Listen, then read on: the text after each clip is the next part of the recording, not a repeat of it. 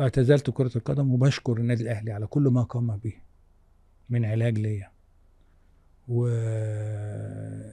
بيا والكلام من ده. والنادي الاهلي ده بيتي، اكون فيه لاعب او اكون فيه مشجع او اكون فيه اي حاجه. انا مضيت من هنا وجاء، وابتدت الانديه كلها تجري ورايا من هنا. هنا بقى الحته الصغيره اللي الناس حبتني فيها.